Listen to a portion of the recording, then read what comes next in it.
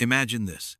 You open your bank account one morning, and instead of seeing barely enough to cover rent or bills, you see $10,000 sitting there. And here's the crazy part. It only took 6 months to build. Sounds like a dream, right? But for one Reddit user, this wasn't a dream. It was real. And the best part is, the way they did it wasn't through winning the lottery, getting a six-figure job, or some complicated investment scheme. It was by making small, consistent changes that anyone could copy. Today, I'm going to walk you through exactly what they did, step by step. And I promise, by the end of this video, you'll have practical tips you can start using today to grow your own savings. Let's rewind to where they started. This person wasn't rich, they weren't working at a glamorous job, and they definitely weren't a financial expert. They were like most people living paycheck to paycheck. Rent, food, bills, and a little bit of fun on the weekends. By the end of the month, the account balance would be close to zero. Sound familiar? That's the exact situation they were in when they decided something had to change. The first thing they realized was this. Saving money isn't just about willpower. It's about mindset. Most of us treat saving like an afterthought. We pay rent, buy food, go out a few times, shop a little online, and then at the end of the month, we hope something is left over. But guess what? There's never anything left over.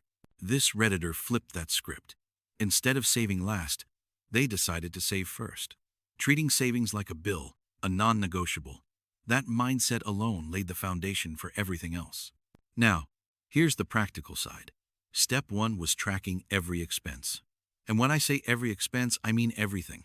The rent, the utility bills, the $5 coffee, the late-night drive-through order, even that random subscription you forgot you were paying for.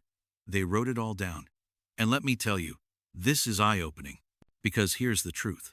Most of us think we know where our money goes, but when you actually track it, you realize hundreds of dollars are just slipping away. For this Redditor, the big shock was food. They discovered they were spending nearly $400 a month on eating out. That's almost $5,000 a year on restaurants and takeout. No wonder they were always broke. So what did they do? They cut it in half. Not eliminated, not zero, just half. Instead of $400, they limited themselves to $200. That one change saved them $200 a month instantly. And the best part? They didn't feel deprived, because they still treated themselves occasionally. Next came the system. Every time they got paid, the first thing they did was transfer money into savings. And we're not talking about a small number. They decided on $800 every paycheck. No excuses. If the rent was due, the groceries had to be bought, or bills needed to be paid, savings still came first. Why? Because when you force yourself to live on what's left after saving, you adapt. It's human nature. But if you wait until after spending, nothing will ever be left. To make it even harder to cheat, they opened a completely separate savings account. No debit card, no easy transfers. Out of sight, out of mind. Now, you might be thinking cutting back is tough. And it is if you do it the wrong way. But this Redditor used what I like to call the 3-rule method. Rule 1. Cut obvious waste. Rule 2. Replace expensive habits with cheaper ones. Rule 3. Keep one guilty pleasure so you don't burn out. Let me give you examples. Instead of buying a $6 latte every single morning, they started making coffee at home and only treated themselves once a week. That's about $100 saved every month, without giving up coffee entirely. Instead of spending $80 on a Friday night out, they invited friends over for a homemade dinner and spent maybe $20. That's another $60 saved. And they still had fun. And they kept one guilty pleasure: streaming services. Because canceling everything might save money, but it also makes life boring. The key is balance. But here's where it gets really interesting. They didn't just cut back, they also found ways to bring in more money. And honestly, this is the part a lot of people overlook. Saving is powerful, but when you combine it with earning more, the results explode.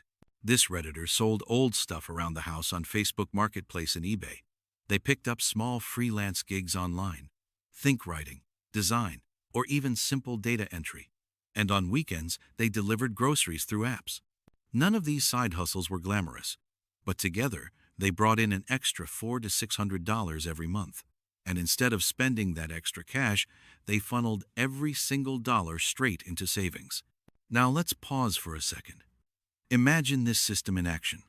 Cutting waste saved them about $500 a month. Their Savings First system locked away $800 per paycheck. And their side hustles added another $400 on top. Month after month, this built momentum. And after 6 months, they opened their bank account and saw 5 figures for the first time in their life. $10,000 saved. Think about that for a second. 6 months earlier, they were broke and stressed. And now, they had a financial cushion that most people only dream of. And here's the best part. Once they hit 10,000, they didn't stop. They realized these habits weren't temporary. They were building blocks for financial independence. Today, they're still using the same system, aiming for even bigger goals like investing and building long-term wealth. So, what's the takeaway here? You don't need to make $100,000 a year to save money. You don't need to be a financial wizard. What you need are consistent habits. Track your spending so you know where your money goes. Pay yourself first, even if it's a smaller amount than $800. Cut waste, but don't cut joy completely. And if you can, add just one small side hustle. Because every dollar counts, and every dollar adds up faster than you think. Let me ask you, what would $10,000 mean for you? Maybe it's peace of mind. Maybe it's paying off debt. Maybe it's finally taking that trip you've always dreamed of. Whatever it is, the path starts the same way, with one small decision today.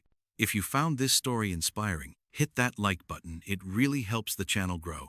And subscribe for more real money stories and tips that anyone can use. This is FinanceVerse, and I'll see you in the next video.